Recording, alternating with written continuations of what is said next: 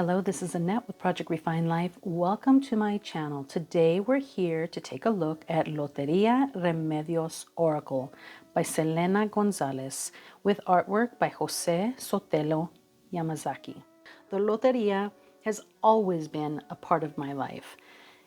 I remember walking up to my aunt's house or to what I like to call is my extended family that we grew up with down the street.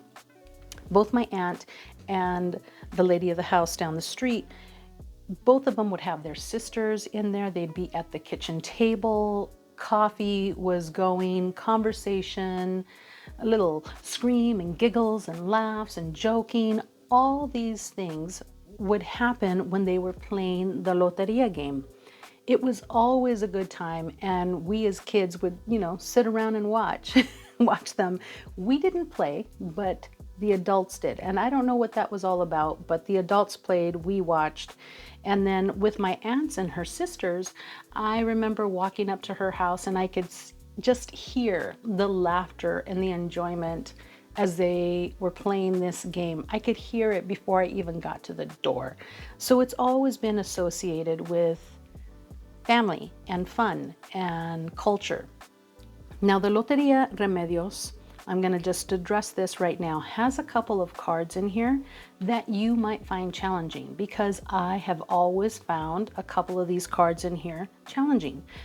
But the creator addresses it, and I'm going to address it as well and give you my own feelings and thoughts on them. So let's go ahead and start looking at the deck. But first, I just want to do this for just a moment. So in case you are not familiar with Lotería, Lotería is a Mexican bingo game. It was introduced to Mexico by ways of Spain. It came over here in about, 1776? And it really gained popularity in, I'd say it was just over 100 years later. I think it was 1887. There is a lot of different imagery available. This one I chose on purpose because I was teaching my Girl Scout troop about Mexican culture, and they were going to in turn introduce some things to the service unit. All the Girl Scouts would gather together for an international fair and then talk about whatever country they learned about. So this was the Lotería game that I picked up for them to play with the other Girl Scouts. So these look like bingo cards because they are. And then what you would do is you would get dried beans, pinto beans, and when the person calling the game would either call out the number or the name of the image, which was the usual thing. So here you would say El Gallo, and then you would look for your image on your card. Another thing that they would do is they would describe El Gallo being the rooster. So that's how they played Lotería. It was a bingo game. But from these cards, a lot of people were using these in a divinatory manner. Xelena Gonzalez, I've been following her for a while now. And the reason that I've been following her for a while was because years before this was even thought of as an oracle deck, she had created a guidebook of affirmations based on the Lotería. She also has children's books that focus on the Mexican culture. And that's how I found her, because a couple of our grandkids, our son and his wife, are very adamant about having Mexican literature or Spanish books in for the children. So I was looking for some other Spanish books. One of them, if you're looking for Spanish books for babies, is Little Libros. I'll leave the link below. But anyhow, that's how I came across Xelena Gonzalez, is because I was looking for children's books in Spanish that were simple enough for a child to be attracted to the images and the storyline. And then I saw that she had these guidebooks for the Lotería. And I had been following her for a long time, and then I saw slowly how she evolved to getting with Jose to create the Oracle deck, which I thought was lovely. They're both from the San Antonio, Texas area, and I don't know, I really love this. I really love the deck. I've been working with it for just a couple of days now, but I mean, I'm familiar with Lotería already, and I'm familiar with using Lotería as a cartomancy, in a cartomancy style. So here, when you open up the deck, it says, may we always remember the remedios we carry within. Remedios is remedies. Remedies being ways to heal yourself, ways to cure yourself. This box has a nice little notch hole here, easy to pull apart. I do appreciate the box. Everything fits inside. Guidebook is here. It is 137 pages. In the back, there's 2 about pages, one about the author, one about the artist. In the beginning of the deck, I think it's very important. So first of all, of course, you have the table of contents. Everything is listed by the number on the card plus the title. And then she tells you a little bit about the Lotería. And right away, she discusses a couple of cards that kind of make people feel uncomfortable, because I always did. So she addresses that right off the bat. About the Remedios, she talks again about some of the cards, which she is calling the Remedios. And then also, in regard to the guidebook, she is talking about the remedies that you find within these cards. So there's 3 ways that she interprets these remedios.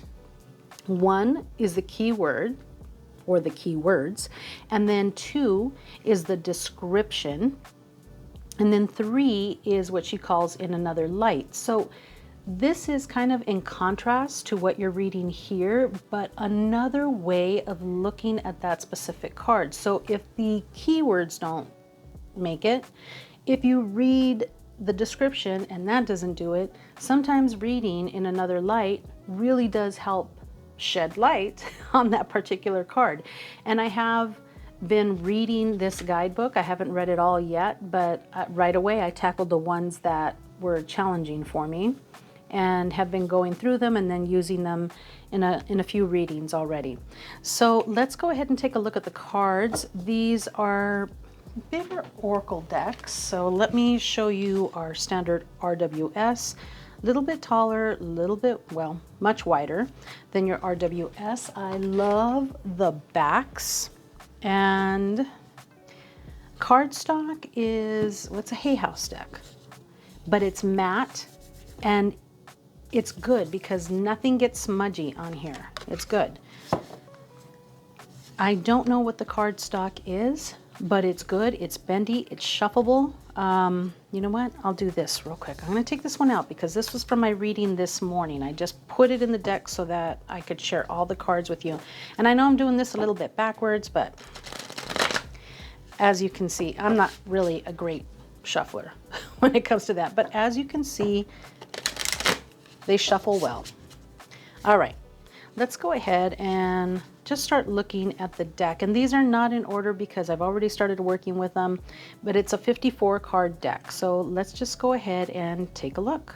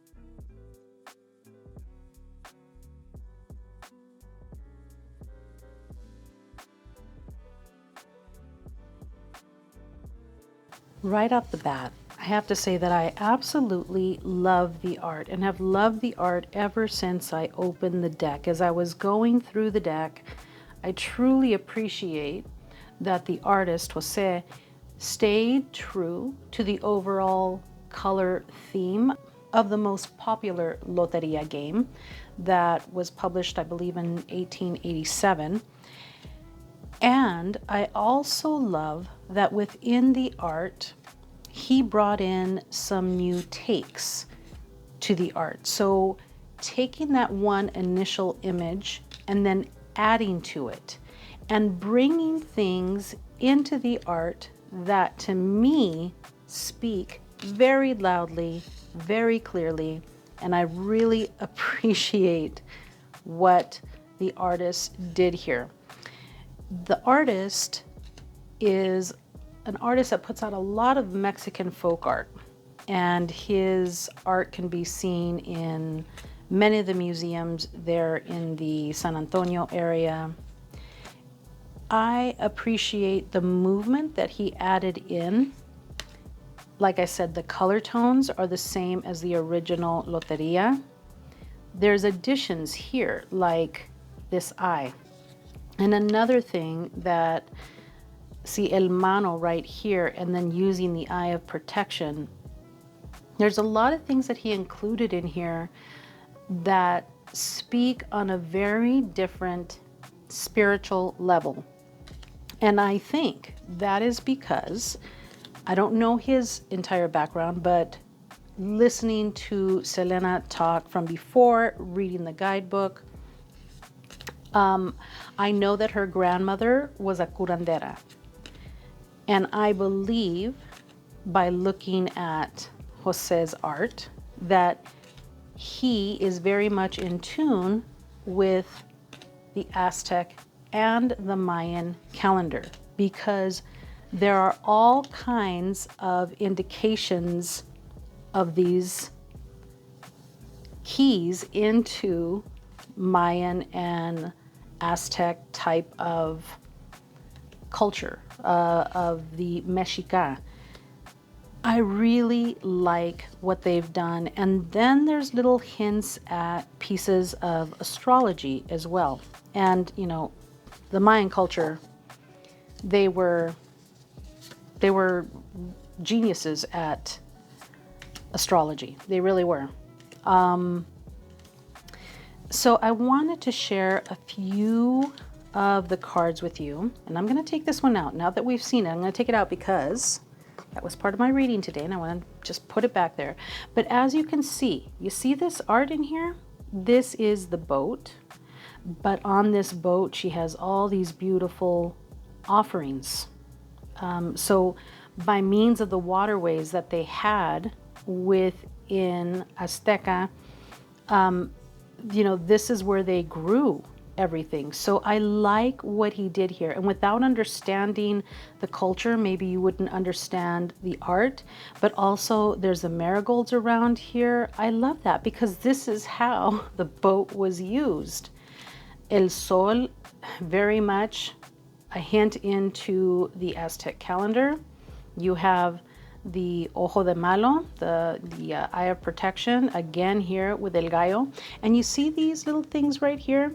This is frequently used within Mayan cosmology, within the glyphs. And it speaks, when you're seeing that, it's an indication that they were either singing or speaking. That particular image represents some type of vocal energy that was being put out by that particular deity. I love what they did with the Luna because they honored that feminine energy and placed it right into the moon. I really love this. Again, here with the skull, the marigolds. Here with the música, you have here the feathered serpent. And again, do you see the communication happening here? There's the communication, and it is that, again, the singing, the voice, the vocals. Here again, honoring the traditions from the indigenous. I really appreciate the art that's happening within this deck. This card here is the Soldier. And there is a little verse here, and I'm not going to say it because, you know, YouTube is a little crazy sometime and they will strike your channel for things that you might say. But this is a quote from Emiliano Zapata Salazar. So Zapata was one of the revolutionaries that made a huge difference within Mexico. So he was a Mexican revolutionary, and he was a leading figure along with Pancho Villa. So they put this quote in here. So I love how he's tying in through the art to the Mexican culture. I absolutely adore this. A lot of people may not like this card, El Apache. I understand. I can say it because that's my culture. So I'm saying it. Some people are maybe uncomfortable with that. There's a really nice write-up on the Apache. El Borracho is one that I've always been uncomfortable with, because usually the art is that, and I wish I could find my regular Lotería game. I think it's in one of my bins from Halloween. But I've always disliked the art on the regular Lotería game because it's a picture of a man walking out of a bar with a bottle in his hand and stumbling, and I've just never been comfortable with that imagery, even as a kid. Here you can see that the bottle has consumed him. It has him on his back. He can't find a way up. There is growth that he can take from this. Again, you see that little thing right there, like he's speaking, or he can be speaking. If he could just get up and get away from this, or maybe it's holding him back, and maybe how has this held you back? It's a really nice write-up on this particular card as well. And then this one here that I'm not even going to say because I'm uncomfortable saying it, but again, the write-up and the keywords gives you a different outlook on the card to where it makes me comfortable keeping this card in the deck. Seriously, I'm not just trying to sell this. I'm saying this because this is from a Mexican. I feel comfortable using this deck because of the work that they did and how, I want you to take a look at this. See the diablito? He has one chicken leg and then one hoof. There's little details in here and little spiritual type of hints. Again, the little bird, he's singing, you can see that. So I love that there's a lot of roots within this deck as well. So usually if you would see a tree, it would just be a tree, but he added in all these extra elements, energy, again, and then the water, and then being protected under that umbrella. There's a lot of ways that you can use this deck other than using the guidebook. Even you could look at this and use this just based on your intuition. Again, she's singing here. Do you see that? That's what that means. El tambor, beautiful. The parrot, beautiful. The scorpion. I really enjoy this deck. El nopal. This is in reference to the Mexican flag, where the eagle is on the nopal and there's a snake there. He included all of that. So I just think that this is wonderful. I really like the way that he has come up with the images for this. There's a lot here too. I mean, there's just a lot everywhere. The pan, instead of just being a pan, like the pan is used to create all these limpias and all of these things that we use. And here's the fire that brings up the steam that allows the plants to cook, and the essence of the plant comes up, and then healing with your hands. I think it is incredible. And as I go through this deck again and again, I'm really just enjoying it more and more. La Reina, the frog, seeing the transitions, the life transitions of a frog. You know, everybody always gives credit to the butterfly, but they fail to think about how many iterations that a frog goes through as well. And I've always loved that about frogs. I love frogs. So La Estrella, the star. There's really a lot in here, guys. And if you could just, I don't know if this interests you or not, but if you take a minute just to look, the bird and his feet are rooted, they're grounded. El Gordita, the hat, to warm up the mind, to keep it nice and not to let it go cold, in a sense. El Mundo, again, you have all this grounding and earth below you and plants and this growing and this pushing and this pulling, this opposition and togetherness to make this world work. I think it is a really beautifully done deck. I really like it. Every time I look at it, I kind of fall in love with this deck a little bit more. There's things about it that I just really appreciate. Even here, there's a lot going on there. You know me, I love to show pairings. So I have a few pairings out.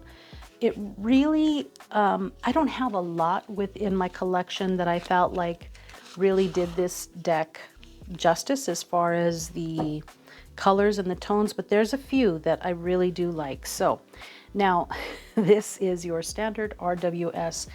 I don't like the standard RWS. This deck is in order. I'm not going to take it out of order because I probably won't work with it in that respect. Hold on, let me have some coffee. I need my cafecito. Okay, but the colors. Now there are other versions of this deck where they're a little bit more toned down. The colors are more toned down and the art isn't as, how would you put it? It's not as liney. I don't know. I don't know the right way to put it. It's a little bit more defined within the art. And I think in that case, if you have one of those decks, I think that these two would be beautiful together. And you know what? I was even tempted to get one to go with this deck, but I found a couple others within my collection that I do like. So I'll probably just use those for a bit, hang tight and see how I'm doing with the deck, because I don't want to bring something in that I won't necessarily use. Here, and this is the Little Sister Tarot. This deck, I've always had a strong connection to it when it comes to the artwork, because I always felt like, and I even reached out to the artist and I said, hey, are you Hispanic? Are you Latina? What's the deal? I get a real pull from this deck as far as the art is concerned and as far as the colors are concerned. And she said, no, I'm not. However, my parents have a home in Mexico and I've spent a lot of time there. So I paired these two up and I do really like the readings that I've received from it. I like the tones. Little Sisters Tarot is a really special deck too.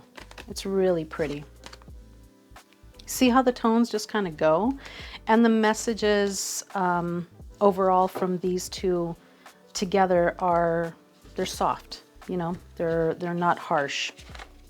So if you need a reading that's a little kind, you can go with that. The next pairing is the Wandering Moon Tarot.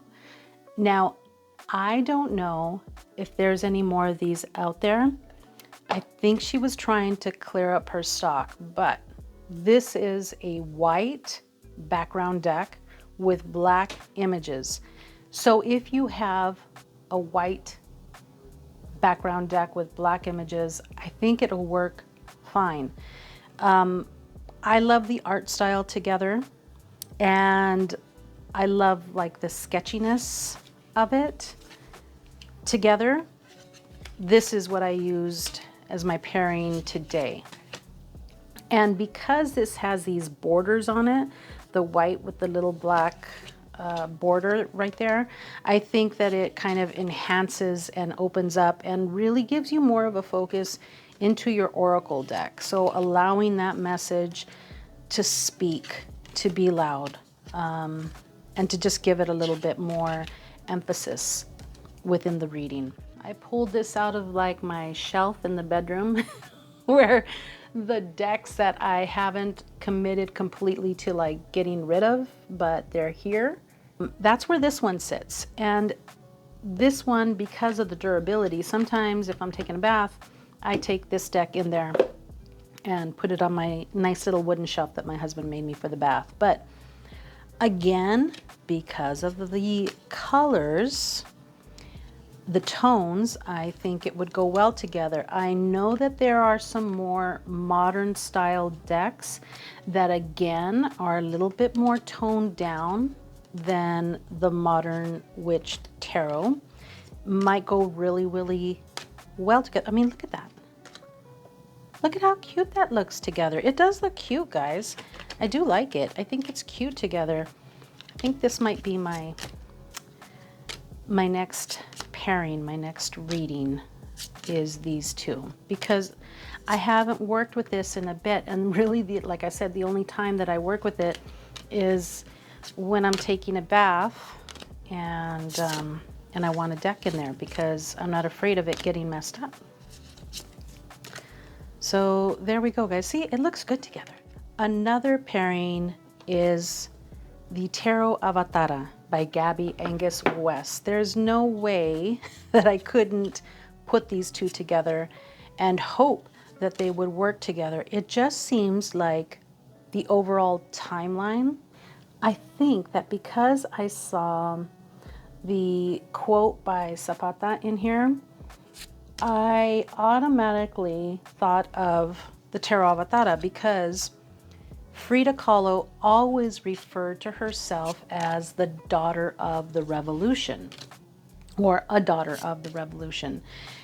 And there's so much culture here, and Frida was so in love with her Mexican culture and with Mexico, and you know, the life of both, and looking at them both, I know that there are artistic differences, and I know that the colors, although they do mesh as far as the overall tones, I'm going to use these together anyway because I just feel like they are a pair that need to be read together.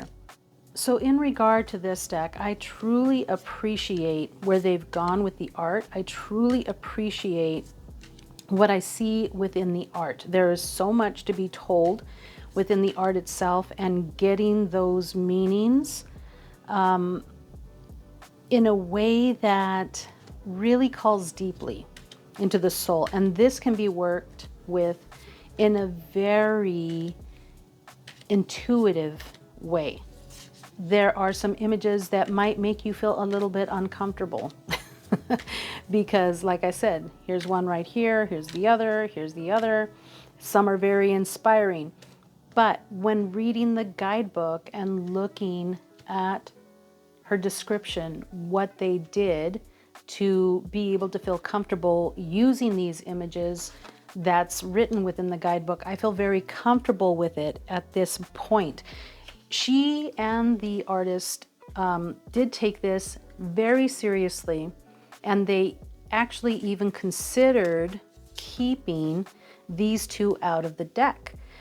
But they did talk to other people, and they did take little, like, sounds to me like they took like little surveys to see if they should leave it intact to honor the original Lotería, and that's what they did. So I appreciate that, because I now have the option. If I'm uncomfortable with them, I can take them out. But if she would have taken them out, I think I would have been more uncomfortable with that, because why don't we just leave it as it is, and then each person can decide what works and what doesn't work for them. Anyhow, I really appreciate this deck. I appreciate the work. I appreciate the art. So thank you so much. I appreciate you. Have a wonderful day, and I will see you later.